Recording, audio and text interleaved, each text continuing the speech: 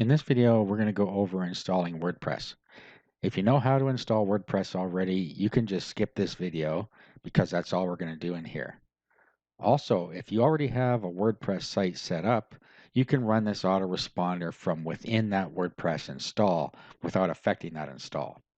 In other words, you can use what's produced by this plugin on any other website. It doesn't have to be in the WordPress site that you're using.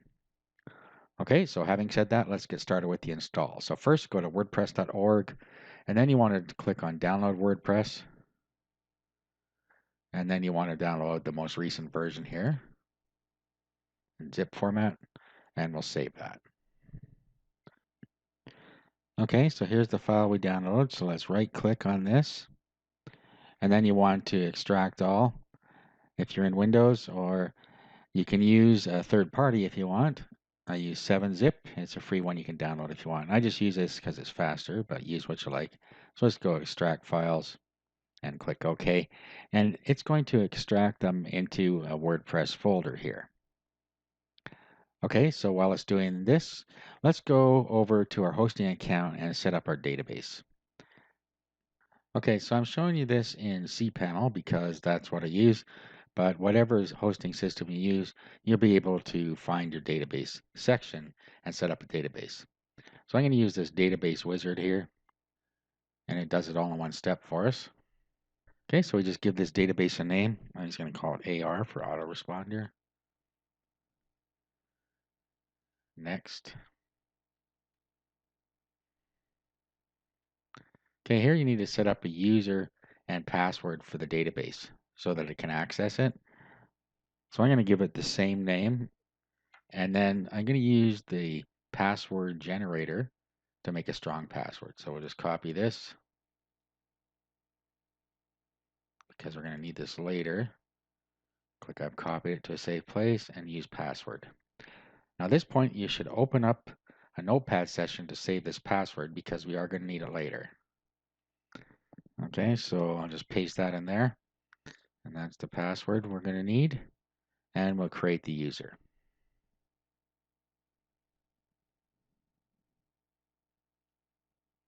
Okay, at this point we need to give it all privileges. Click next step.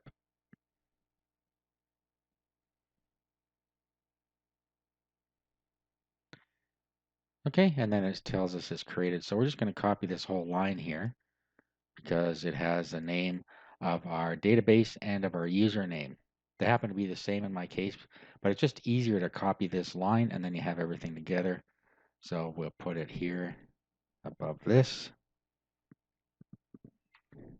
Now while we're in our cPanel here, we need our database host name. So let's go get that. We'll click here.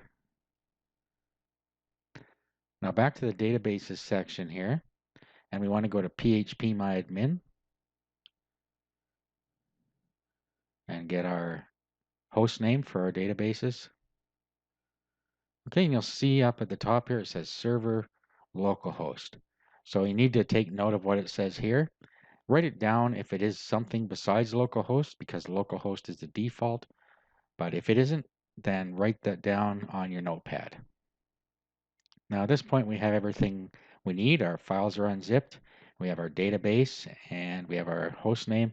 Now what we need to do is just upload the files to our server somewhere. Okay, so I'm using a program called Filezilla.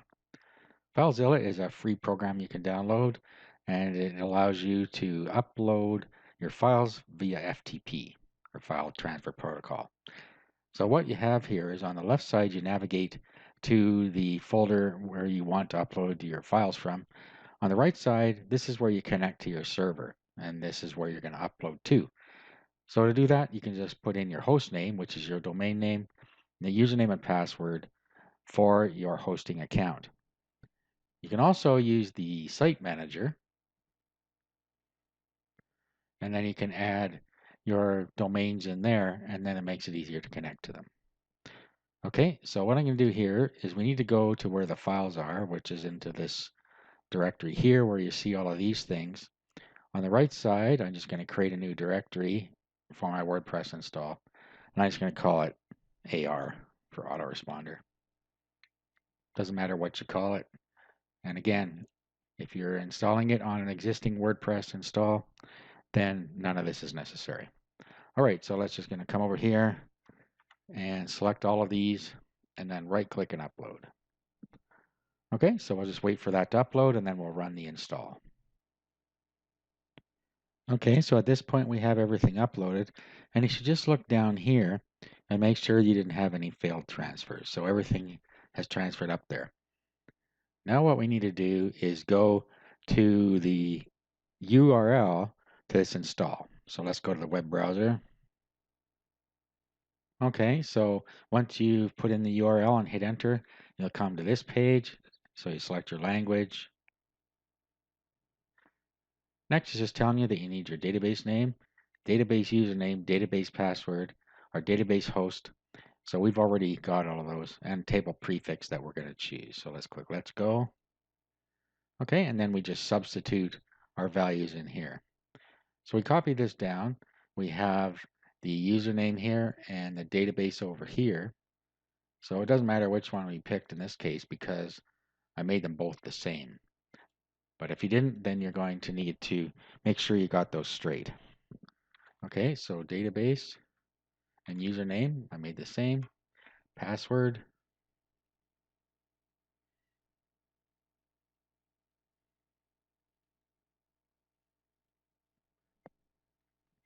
Now remember I told you that if your database host name wasn't localhost, that you should put it in your notepad so you can copy it in here. That's because localhost is a default. So that's right in my case. And then you have the table prefix here. And this is so you can install multiple WordPress installs in one database.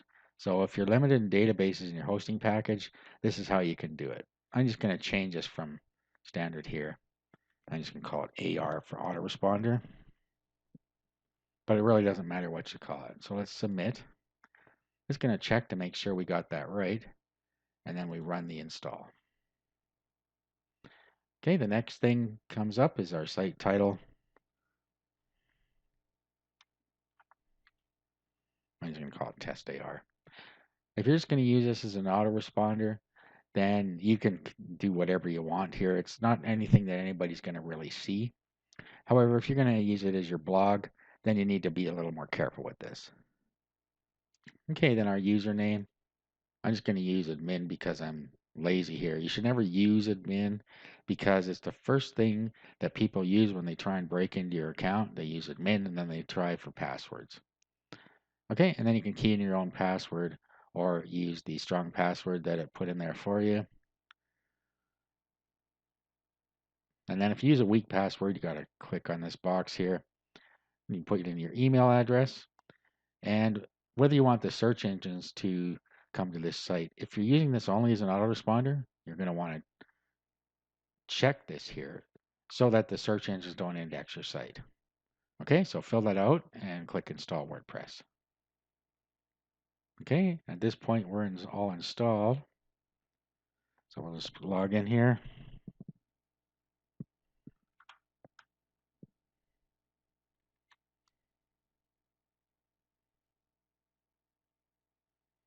And we now have our base WordPress installed. All right, in the next video, we're going to be installing the plugins we need and just getting our WordPress site set up a little bit.